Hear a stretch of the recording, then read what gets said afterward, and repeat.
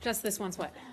That I'm allowing Abby to go. Oh, yeah, there's a real pecking order to this front row, I've learned. I've seen some of you get booted out if you sit in what other reporters think are the wrong seats. So Abby, welcome to the front row.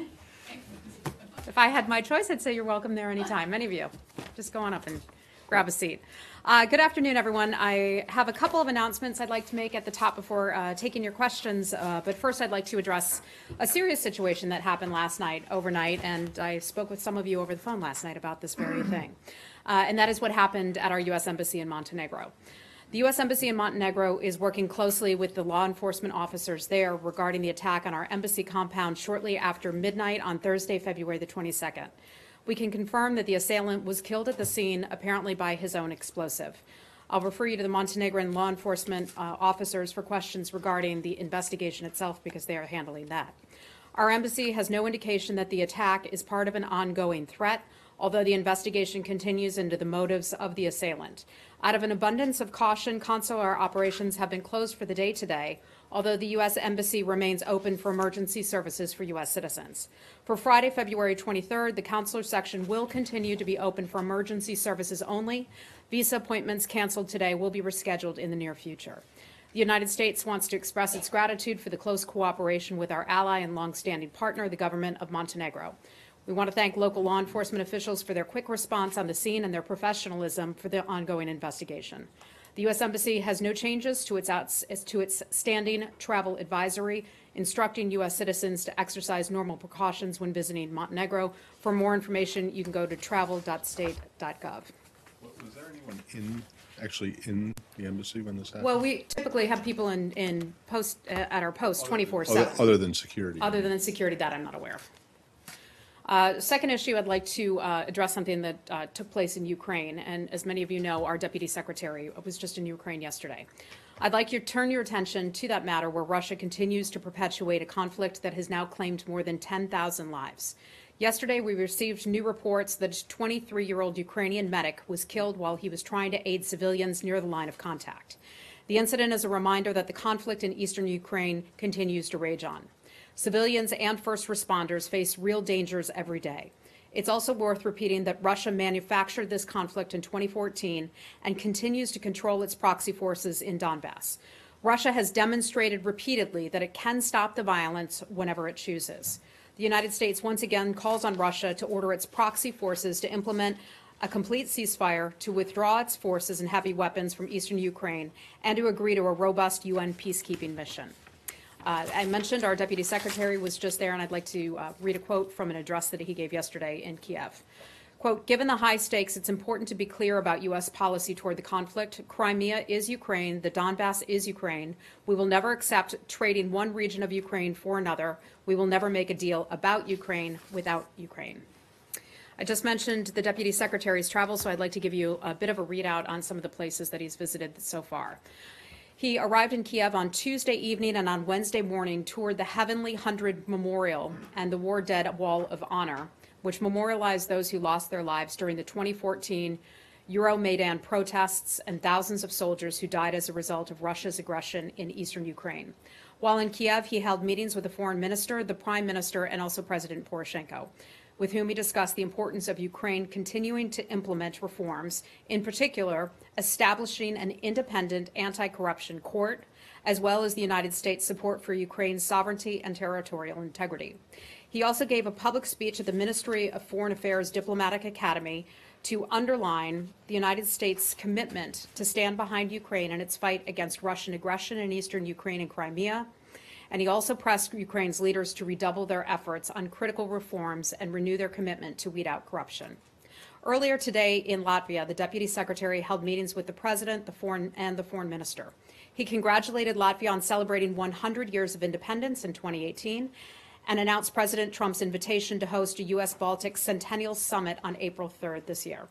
He also reiterated the U.S. commitment to NATO's Article 5. He expressed appreciation for Latvia fulfilling its NATO defense investment pledge from the Wales Summit and discussed threats facing the transatlantic community, including corruption and U.S. support of Latvian efforts to establish a well-regulated banking sector. Later, he joined a group of U.S. and Latvian soldiers and children from a local orphanage for a tour of a local museum. Tomorrow, he'll be in Brussels, where he will lead a U.S. delegation to participate in a G5 Sahel Donors Conference to discuss the support of development, security, and political goals in the Sahel. And finally, I'd like to bring your attention to Africa and something that took place in Nigeria. We're still trying to get all the details about that, but I wanted to mention that we condemn in the strongest possible terms the terror attack on a school earlier this week in northeastern Nigeria. The choice of targets, including schools, markets, and places of worship, reflect the brutality of terror organizations. The victims in the attack were girls who were simply seeking an education. We want to extend our condolences to the students and to their families affected by these terrorist attacks and are concerned that some of the students are still not accounted for. We continue to support Nigerian efforts to counter the terror groups. We also support Nigerian efforts to enable more than 2 million displaced in the Lake Chad region to return home safely. The United States continues to provide humanitarian assistance to those who are affected by the violence. And with that, I'd be happy to take your questions. Thanks. I want to start in Syria. Okay. In both the Damascus suburbs and up north in Afrin. I'm just wondering, and at the developments at the UN, such as they are. Okay. Do you have anything new to say about the situation in eastern Ghouta today, where attacks seem to be continuing, first of all? I think this is a good reminder as we watch what has unfolded in eastern Ghouta over the past few days. More than 400 or so civilians have been horrifically killed by the Syrian regime. And as we all know, they're backed by not only Russia, but also Iran. It is a good reminder that Russia bears a unique responsibility for what is taking place there. Without Russia backing Syria, the devastation and the deaths would certainly not be occurring. This also brings to light something that we have discussed many times, but although not recently, and that is also the Astana talks, the Astana progress or process. And that was something a lot of you asked questions about. You know, where are you on Astana? Is the United States participating in Astana? Is Astana a good thing? This shows the failure of the Astana process. And that is precisely why the United States government and so many other nations stand by the Geneva process as the best way forward to eventually bring peace and eventually bring about a political solution in Syria. Now remember, what Astana was about, Russia and Iran were guarantors for that. They developed de-escalation zones. One of those de-escalation zones was Eastern Ghouta. So much for that de-escalation zone. They have starved people there. They have prevented humanitarian aid from getting in. We have seen innocent civilians killed. We've seen barrel bombs. We've seen this devastation and destruction. That is certainly no de-escalation zone. They can get back to trying to create a de-escalation zone, but we want them to get back to the Geneva process, and it shows what a farce this de-escalation zone has become. So both the conflicts then, from what you just said, in both Ukraine and Syria are all Russia's fault. Is that the idea? Not all Russia's fault, but Russia is a guarantor of Astana. We've talked about this many times before, that Bashar al-Assad was back on his heels. And in 2015, Russia came in, swooped in, and saved him. Now we see reports of Russian military potentially, although I can't confirm this, coming in to provide additional air equipment to bolster the Syrian regime once again. We would say that Russia is certainly responsible for enabling. Okay. Enabling is what they're doing. And then up north in the Afrin area, in your comments about Ukraine, you took note of the 20-something-year-old who was killed. Mm-hmm. There's a situation, there's some video out now of FSA troops killing a civilian farmer, apparently, stealing his tractor. I'm just wondering if you have any comment on that. These are your partners up there. Do you have any comment on that? And also, do you have any comment on just the broader situation with the Turks? To your first question about video, I've not seen that video, so I'm not aware of it. I'm not familiar with that situation that you're describing, so I can't comment on that.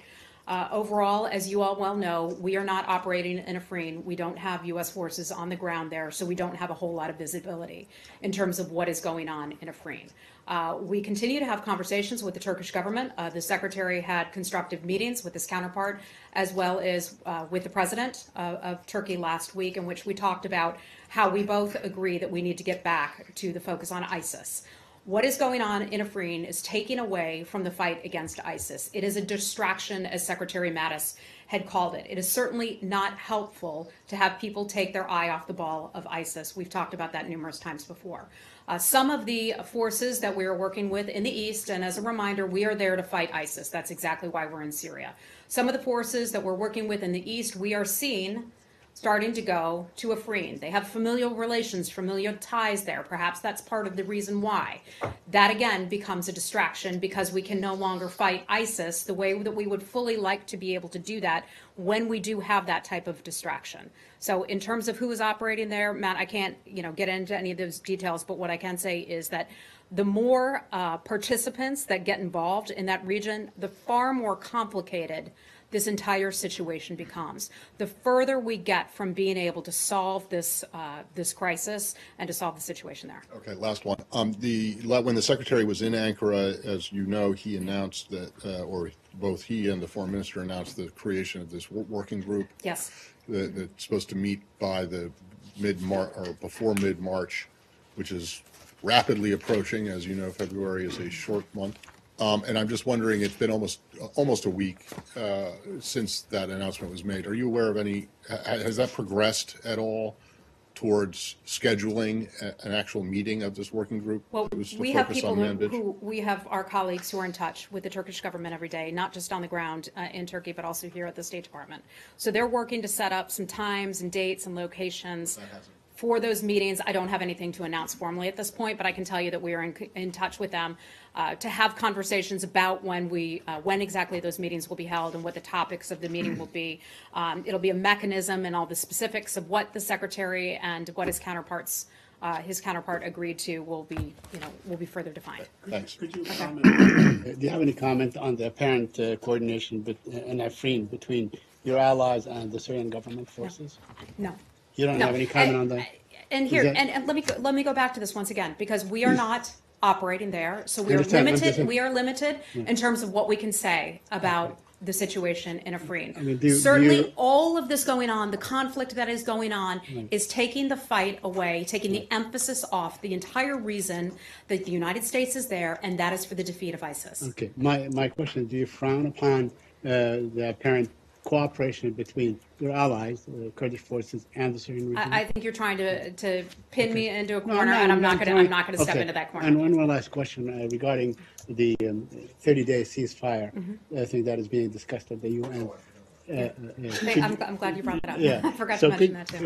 Yeah. Could you update us what is happening with that? Is that something that you would support, and on a 30-day interval, so to speak, all throughout the country or in East Ghouta? We would very much like to see this 30-day ceasefire that is being discussed at the United Nations. We put out a statement a couple days ago in which we called for that ceasefire. That is the only way we could start to get supplies and humanitarian aid into eastern Ghouta to try to help the people there. That has not yet come to fruition. We will continue to call for that and to put pressure on that. I would urge all of you as journalists, there's no one who has a bigger megaphone than each of you. I know many news organizations are interested in other things right now. I know you all are passionate about foreign affairs.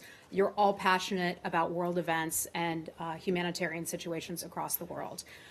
There is no better advocate for what is going on and shining a spotlight on the horrors that are taking place in eastern Ghouta than each of you.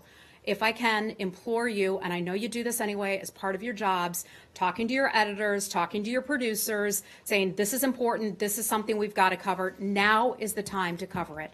So many people have come to us saying, what is the United States doing about the situation in eastern Ghouta? What can we do? The answer to that is we can shine a spotlight on that. That is what I'm attempting to do right now. That is what the government is attempting to do. And I hope you will be a part of that, shining the spotlight on that. I want to thank Elise last night. She had included me in seeing a documentary I'm not supposed to encourage people to go see things or do some things, but I don't care. I'm going to break that rule because I think it's just that important. A documentary last night called The Last Men in Aleppo, and it was about the situation in Aleppo, Syria. And in there, you saw the humanitarian disaster. You saw these selfless men who were leaving their families every day to go try to save those who were buried in the rubble or who had been victims of attacks. That situation is being replicated today in Eastern Ghouta.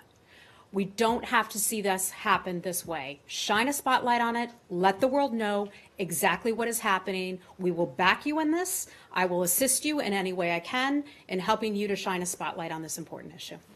Elisa, go right ahead. And I'd also like to mention one of your other colleagues who moderated the panel yesterday from Al Arabiya. So she did a great job. Point well taken, and thank you. I'm just wondering specifically what Secretary Tillerson is doing to try and negotiate some kind of. You talked about the failure of the Astana process, but it's obvious that the kind of Geneva process has lost its way as well. Well, the Geneva process hasn't lost its way, and here's why. There are so many countries who have signed on to the Geneva process. But the Geneva process is something like in terms of working towards a political transition, specifically in terms of trying to negotiate some kind of ceasefire or some kind of new de-escalation zone. Specifically, what is the Secretary doing to try and alleviate the situation? Well, first I can tell you we have regular meetings in Jordan and with the Jordanians as we review our ceasefire zone in southwestern Syria. Remember, that's the one that's worked. That's the one that the United States put together with the Jordanians and a handful of other countries on this de-escalation zone, ceasefire zone. That's held since July. Okay, that is a terrific model. If we could get that model elsewhere in other parts of the country, we not only think that that would save lives, but help bring in humanitarian aid and help to better settle the situation. That's one of the things we need to do. The Secretary just had a meeting, of course, with the Turks, as you well know. The Secretary has meetings and conversations with many of our partners and allies all around the world to discuss this situation. But specifically, when it came time, when we were talking in terms of Aleppo, a lot of the negotiations were between the State Department and the Russians. And, I know there's a new Secretary of State, but, specifically the Russians are the ones that not only are in some ways, parties to what's going on there, but also. We have conversations with the Russian government and reach out to the Russian government to implore them to stop enabling the Syrian regime to do what it's doing to its own people. Is Russia listening? I'm not sure that they are. But I would encourage each of you to ask Russia, take these questions to Vladimir Putin, take these questions to RT, to Sputnik, ask them those very questions. What are they doing to stop the devastation, the deaths, and the murders that are taking place in Syria? I'd be curious to hear their answers. They could do a lot more. They certainly bear a unique responsibility. We'd like to see them do more.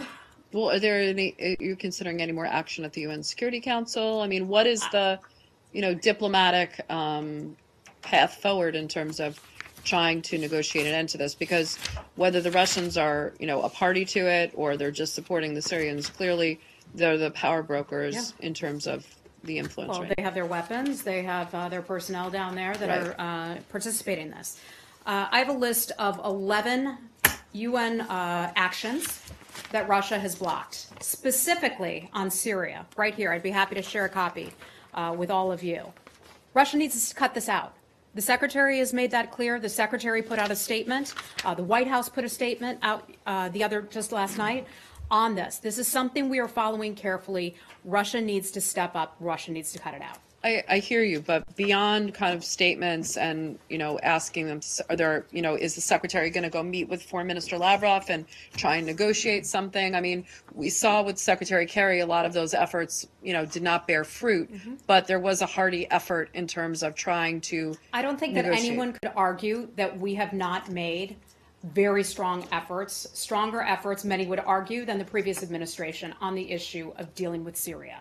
And that is, we've talked about that many times before. So the Secretary is fully committed to this. This is something that he is highly focused on, and the conversations and the diplomatic discussions will not stop. But I'm not going to be able to read out every single diplomatic discussion or conversation that takes place Well, on this. could you just, I mean, can you at least, characterize what his discussions with Foreign Minister Lavrov in the last week have been on this issue? Elise, I'm not going to pin the secretary down to reading out all of the diplomatic conversations. Well, is he talking to the Russian foreign minister about we it? are having lots of conversations with many other countries. We are calling out Russia for its responsibility that it has. I would encourage you to also ask these very same questions of the Russian government. What is it doing to try to prevent the deaths of civilians in Syria? The secretary is committed to this, and I'm just going to leave it at that. Well, if you could take the question, because specifically, I'm sorry, what is the question? The question is specifically, what are the discussions with the Russians right now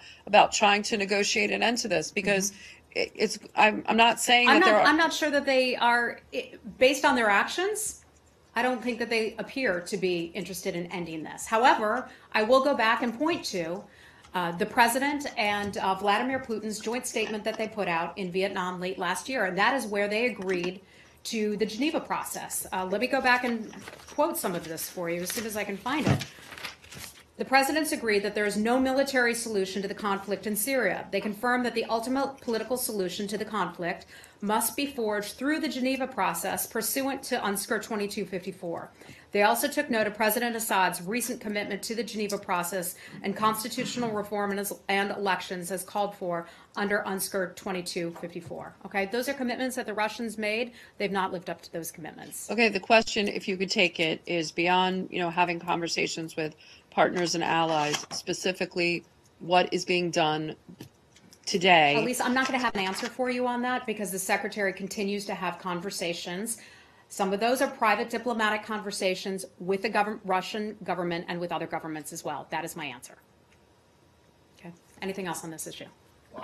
The previous administration also tried this tactic of calling Russia out and saying they're on the wrong side of history, they're not doing it, and it had zero impact. In fact, when it started in 2014 or even earlier, I mean, it turned into a full-scale military operation from Russia in 2015, as you noted. So, what makes you think this time this administration's calling out of Russia is going to make the situation any better? Matt, I don't know what some of you expect us to do. We have a full range of options through the interagency that are available to us if we want to or if we should need to use those. Our best tool, what we do out of this building, is an attempt at diplomacy, an attempt to shine a spotlight on things that are taking place around the world. That's what I'm doing. That's what many of my colleagues are doing all around the globe right now. We will continue to do that. We will continue to take action at the UN Security Council. We will continue to have our people there on the ground, frankly. We have Americans who are there who are assisting Syrians try to get back to a normal life. I don't know what more you expect us to do. You have seen this government, this administration, go hard after ISIS. They have done that at a level that the previous administration did not do. We are succeeding there in the fight against ISIS, okay? And that is the whole reason why we're there. And then there's this other issue, No, right? that's not the whole reason why this conflict started. I'm sorry. No, I said the reason we are there is to defeat ISIS. That is the reason that U.S. forces are there. That is the U.S. government policy. You may disagree with that, but that is what our policy is. We're there to defeat ISIS. Okay? No one's saying that you didn't make significant efforts and progress even in defeating ISIS. The question on the table is, what are the diplomatic efforts that this administration just described. You haven't. I'm sorry. I'm you sorry haven't you described. disagree with me. Okay, I would encourage you to go talk to the Russian government and see what they're trying to do to save some lives. Heather, can okay? I just turn that, just flip it slightly? If the U.S. mission is to defeat ISIS, is that another way of saying it's not the mission to deal with the violence and that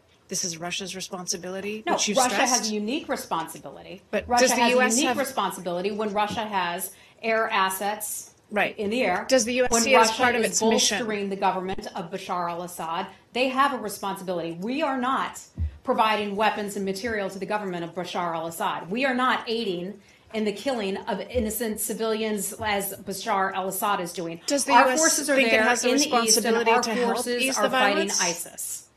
Does the U.S. feel like it has a responsibility to help ease the violence and what's happening in East Ghouta? Is that seen as part of the mission? Some of these things are things that we will not be able to talk about, okay? Some of these things will become intelligence matters and other issues as well. Sounds like Okay? a no.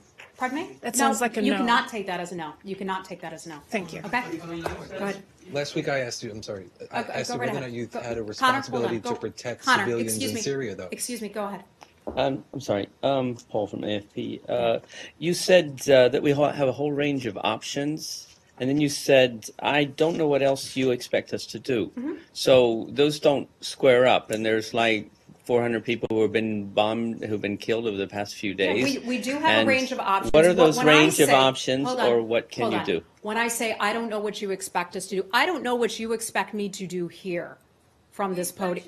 Stop. Diplomatic efforts are. Elise, and some of these are private diplomatic conversations, okay? I'm not, enough of this already, because I already said UN Security Council resolutions, I've detailed those. I've detailed some of the conversations we've had with other governments. I've detailed our statements that we have provided, not just here at the State Department, but also the White House as well. So we are fully engaged. We have, as you know, a very large government with a lot of various departments, and we have a full range of options before us and ahead of us that we can use. It is not my position, not my role to be able to say what we will do. Some of those can be defined by other agencies that I can't speak to. Okay, can I follow that up? Can you give us any information about whether there's a possibility at the UN to reach a ceasefire? What the Russians I certainly hope there would are be. but what are the Russians asking for? What are they standing this up for? I don't have all the details about what precisely the Russians are asking for in UN actions, but we have seen when Russia has tried to develop its own mechanism, like when they tried to develop their own mechanism for the equivalent of a joint investigative mechanism, they throw a wrench into it. With a joint investigative mechanism, for example, they wanted to give themselves the ability to veto it, to veto the decision by the new version of the joint investigative mechanism. So we're a little skeptical that Russia is going to be an honest broker in a UN-led ceasefire. We want a UN-led ceasefire. We'll continue to call for that. Okay? One final thing. The Raj Shah just referred to the Assad government with Russian backing as guilty of war crimes, but not in this specific case. In the case of Eastern Ghouta, do you find that Assad is guilty of war crimes? Last I checked, I'm not a judge. That would be up for a court to decide, but certainly the crimes that he is accused of committing could potentially meet that standard. Do you think he needs to be pursued to a court? I'm not. That would be me creating policy, and I'm not in the position to create policy on behalf of the U.S. government. Okay, Lori. Yeah, I wanted to follow up on a topic Matt raised about Turkey. And the Wall Street Journal had a big report about how you're concerned that Turkey is drifting towards Iran and Russia. Is that correct?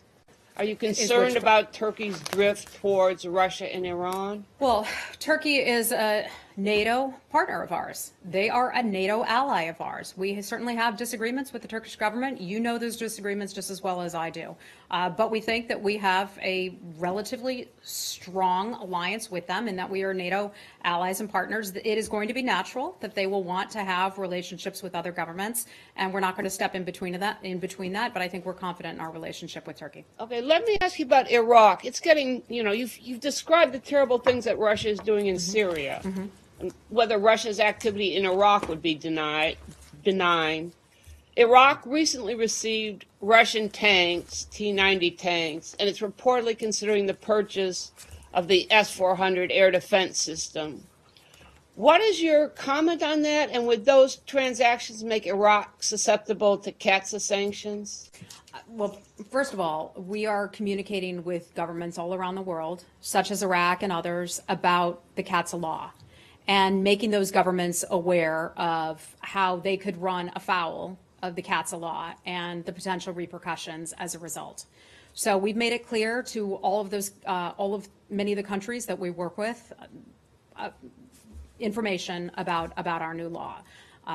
So I just want to be clear about that. Secondly, I don't know if this deal that you speak of is a done deal or not, so I'm not going to get ahead of what that may be, but I can just tell you that we make it clear with our partners and allies. So it sounds like, from what you're saying, if this S-400 deal were to go ahead and be concluded, they could be in violation of CATSA? Look, that's a hypothetical, but we have made it clear to countries around the world, this is our law. This is what will cause your country, your government to run afoul of the law, and countries then need to make a choice. Can I move on? I say, for next? yeah. Yes, very quickly on Yeah. Palestinian-Israeli issue. First of all, yesterday the Palestinians said that they would like to see the quartet expand to include countries like China and maybe India and other major countries. You oppose that? You know, I think we discussed this the other day, that the United States, and we missed you the other day, by the way, Right, but the okay, I United wasn't States is there. committed to trying to assist with the peace process that will require the Palestinians and the Israelis coming together to work together on this. If it could be helpful, when the time is right, perhaps other countries could participate and help bring those two sides to the peace process.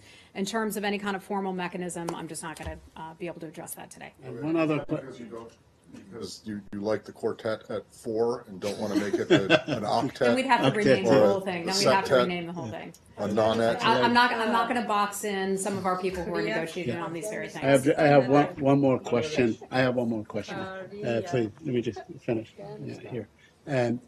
Today, the Israelis arrested a Palestinian man, Yassin Sradij, and they literally beat him to death after him being arrested. And earlier in the day, they demolished the homes in East Jerusalem. Is that, in your opinion, falls under war crimes? Could that be considered a war crime, considering that it is conducted by a military occupying force? So, look, I've seen a report, Right. just glanced at it. I've not seen the video. Is that the same answer as Matt earlier today? I've not seen the video. But even the I'm not a Israeli judge. I'm not going to be able to make a determination about what But even the happened. Israeli army acknowledged that. He died in their custody. They beat him to death. So, is that extrajudicial execution, in your opinion? Look, Saeed, any issue where excessive force is used is always a concern of ours. I'm not saying it was. I've not seen the video. I'm not an investigator. I'm not involved in that process. We continue to call on the Israelis and Palestinians to do things that are constructive that can help bring both sides back to the peace table. Okay. Yeah. Hi, Jenny. Yeah. Thank you. What- And what was South covered Korea, today? North Korea. Okay. I hope you answer these questions Okay. for me. I And will North- do my best. Okay, North Korean's military commander, his name is Kim Young-chul, reportedly comes to South Korea for Olympic closing ceremony. He's the man who had led Cheonhan Navy ships and also Yeonpyeong Providence Island in South Korea. He's the provocations. So, and Kim Young-chul is currently subject to sanctions by United States and United Nations and South Korea. Will the U.S. allow this terrorist guy enter the South Korea? Yeah, I think first we would hope that he would take the opportunity to go to that memorial, and see what he is believed to have been responsible for. I think that was part of your question. Secondly, we have a close relationship, as you know, with the Republic of Korea. The Republic of Korea has worked with the United Nations to have various sanctions waived, to have certain individuals be able to visit their country during the Olympics. Our role in this is, working as a close partner and ally with the South Korean government, also in supporting and ensuring a safe and good and positive Olympics. We've been very pleased with the Olympics, although we are rooting for our athletes to continue to try to grab on some of those golds. I don't have anything more for you on that, but I would just have to refer you back to the But, government, to the government of Korea on that matter. But And they're you choosing have to sanctions, United States, have sanctions. What your opinions? I mean, U.S. Position of these guys coming to the. This would be, we are in close coordination with the Republic of Korea, and this would fall under that. Just as it did when Kim Jong-un's sister came to South Korea for the beginning of the Olympic ceremonies. But that's different. And when It's other military guy. officials are. This is military guy who was a terrorist guy, It's more, so U.S. said that U.S. never negotiation with any terrorist. We're not involved in any conversations with the government of North Korea on this, okay? On Iraq? I can refer you to the government of Korea, and if I get anything more from you, I'll let you know. Thank okay? you. On Iraq? Okay. On, Abby, go right ahead. This is on the report that came out regarding the upcoming human rights report. Okay. I'm just trying to understand whether or not some of the reporting that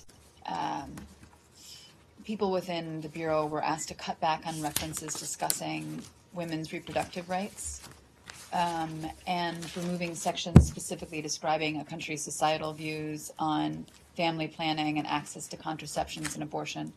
Is that something that occurred where they asked to cut back on those references? Okay. Let me start by sort of trying to explain this from the very beginning. Well, not from the very beginning. From the very beginning, back 60-some years. The Human Rights Report is required every year by Congress. So the State Department, with lots of people, our embassies across the world are involved in compiling information, asking questions in all countries to pull together this Human Rights Report. The Human Rights Report here is something that's constantly being edited and worked on. It's not complete just yet. The Secretary has not signed off on the Human Rights Report at this point. So I'm not going to have a ton of information that I'm able to provide until the Secretary gets a final report and then signs off on a final report. The legislation or the law that we have to adhere to from Congress requires the report to address state action or state inaction on human rights issues. Every year, that report is edited by various bureaus that all have input into this. It is all under the leadership of our bureau, DRL, Democracy, Labor, and Democracy, Rights, and Labor, right? Yeah, there we go, got it. Then it's submitted to the Secretary once they're finished with that. Those edits are still ongoing at this moment. We want to make sure that the report that is provided to the Secretary is clear, that it's readable, and that it's usable, and that it uses language that is in keeping with the statutory requirement, what is required of us.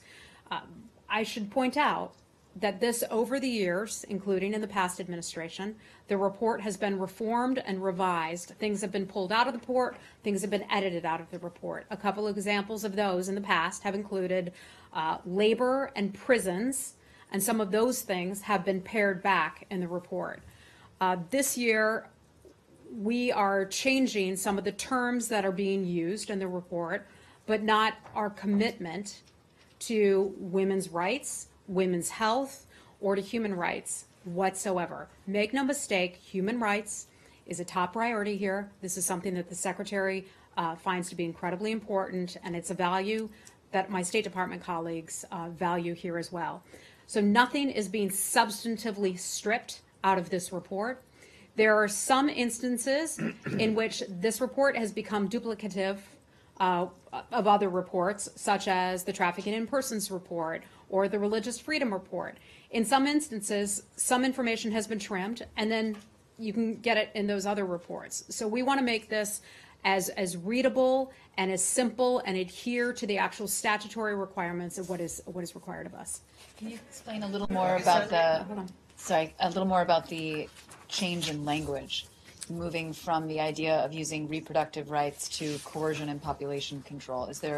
What is the reasoning behind switching that language? Sure.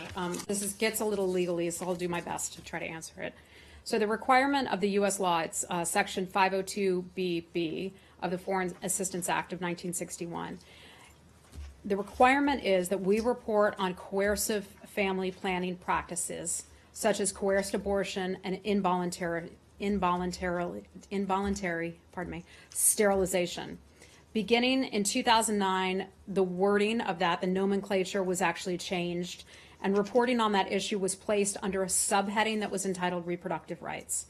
That also incorporated a lot of data that was drawn from various UN websites and other government websites. So we continue to report on the issues required under U.S. law, regardless of the words or the phrasing or the title used within the reports. We have not changed our commitment to human rights. Okay? So this is not representative of a policy shift? No, there is not a policy shift. There's not a policy shift. This is simplifying the report. The information is still available. This is truly about human rights issues and what a government is or isn't doing to advance or to stop human rights abuses. So where will one find the reproductive rights information? Is I that going to will- I be in will the go- in the trafficking report? I will go back. The terrorism report? Well, no, I will go back and I'll see what more I can find for you. But again, the report has not been signed off on by the secretary. It is still being edited. Does the administration believe that there is such a thing as reproductive rights? Is that a human right?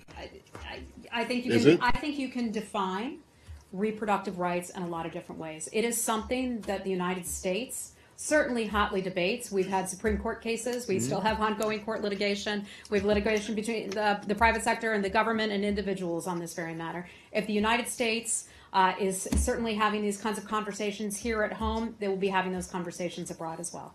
But I mean, it seems like that if this is in fact correct, and I'm just reading over, I haven't seen this, I'm reading over Abby Schilder here. If it's changing from reproductive rights to coercion and population control, that seems to suggest that the only right that this administration believes that there is in reproduction is to actually reproduce, and to not to reproduce is not necessarily a right. Is that correct? I mean, Here is the requirement under U.S. law, okay, that we report on coercive family planning practices such as abortion and involuntary sterilization. So that is actually the language that is used in the statutory requirement. We are adhering to that. well, I understand that, but I mean, but I'm asking you though, since it was changed at one point to include presumably access to contraception and access to abortion. It had also included things like the size of a prison cell. It had also included things like labor issues over the years under many administrations, and this is like a piece of legislation in Congress. You know, you have a different congressman who will come in and he'll add things on, or she'll add things on. A lot had been added to the human rights report Right, so over the years. So we're paring it back and getting back to basics of the original intent of the law. Right, but the things are added into it to show the certain administration's emphasis on or their particular interest in something. And so when you change something like this, it suggests, or maybe more than suggests, it demonstrates that you don't think that reproductive rights is a priority. Human rights is a priority for this administration and for the secretary. I'm not going to get ahead of what the secretary's ultimate determination is or the editing of this. So that's all I'm going to have for you on that. Okay? All right. Okay. Go ahead. We've got to wrap then. Thank you, Heather. You just mentioned that the report will change some of the terms, but not commitment to women's rights in the human rights report. Could you please elaborate? I'm sorry, I didn't understand the question. You just mentioned that in this report will change some of the terms, but not the commitment to women's rights. That's Could correct. you please elaborate on that? What terms has been changed? And then is there any change in the terms against the LGBT people's rights? No. Nothing has been stripped with regard to LGBT rights at all. In terms of the other things, I think I addressed those questions and said that some of this is being edited, and so I'm going to wait until we have a final product, and the secretary will sign off on that final product, and it'll be presented. Okay. Let me just do one other question on another. I don't have anything for you on Afghanistan, Nazira. Okay. Go right ahead. Okay. So going back to North Korea. Okay. So it was reported in the Washington Post that Vice President Mike Pence, while he was there, was going to meet with the North Koreans, which when we were discussing with you the potential for meetings before the Olympics happened, you were saying that there was no plan to meet. So why was that not announced? Was it just diplomatic secret? And then second thing is, why did the U.S. agree to, I mean, the meeting was canceled eventually because the North Koreans decided to cancel it, but why did the U.S. agree to go to the meeting when we've previously said that we would only talk to them if denuclearization was on the table? The Vice President Pence, and I can't speak for the Vice President, but I can tell you what his intent was, and his intent was to discuss and lay out our requirements, and it's not just U.S. requirements, it's the world requirements, denuclearization, and make that very clear, make that very crystal clear that that is our policy goal, and that is a goal that's shared by many around the world. The North Koreans apparently didn't like that. I'm not going to speak on behalf of their government, but apparently they didn't like that. They chose, unfortunately, to cancel that meeting. I think a lot of people would have been happy if that meeting had gone off and we had been able to deliver that message to them in a very strong way face to face. Okay, I gotta go, guys. Thanks.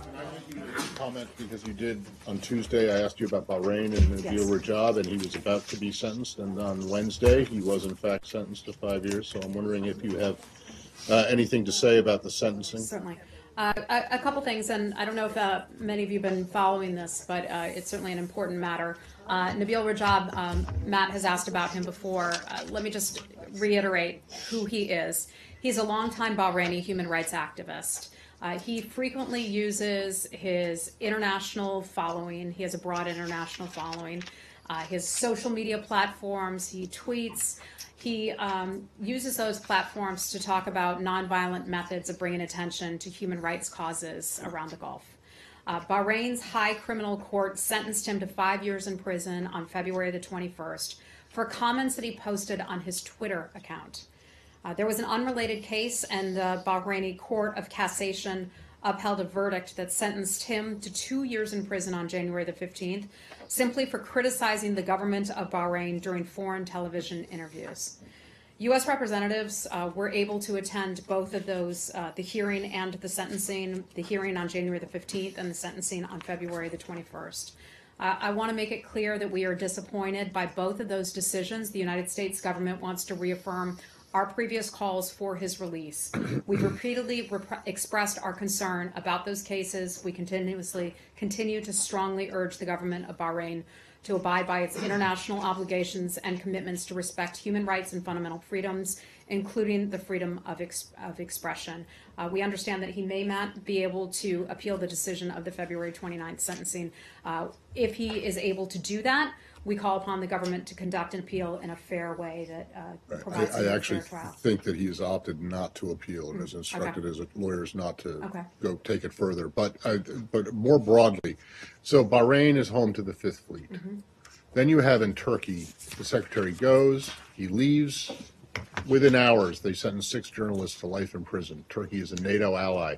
What does this say, if anything, do you think, about your leverage with countries that you are very close with, both militarily and politically? Yeah, certainly with these countries, we have areas where we agree, but we also have areas of disagreement, and those are 2 good examples. The example of what has happened to Mr. Rahil Najab in his case, and the instances of what has happened to journalists, and I can't speak to their specific cases, but in Turkey. We have those types of disagreements all around the world with many nations, and those conversations about our viewpoints are brought up often privately. Sometimes I'll speak about them here, sometimes my colleagues will speak about them publicly, sometimes the secretary will, but other times he handles those situations privately because he feels that that's most effective. Yeah, but it doesn't seem to be working. Not every time. That's the reality of this. Not every time do we get our way. Not every time do governments listen and comply with what the United States asks them to do. It's That's unfortunate, true. but it is certainly their right. All we can do, and this gets back to something that we were talking about earlier, all we can do is shine a light on some activities that are taking place around the world. And that is where, and I'm not asking you this as a government, well, I'll say this to you as journalists. You have the ability to make a difference. You have the ability, and I'm not being, don't take this in a condescending way. You know how much admiration I have for what all of you do. But you have the ability to appeal to your editors, to your producers, to your colleagues, to get these stories out there, to get the stories out there about what is happening in Eastern Ghouta, to get the stories out there about what is happening to the human rights activists in Bahrain and other places around the world, the Rohingya Muslims. I would encourage you, and there's nobody better than you all to do it. You know foreign policy, you love the stuff. I just encourage you to keep on pushing. Thank you. Thank you. No, I've got to go. Thank you.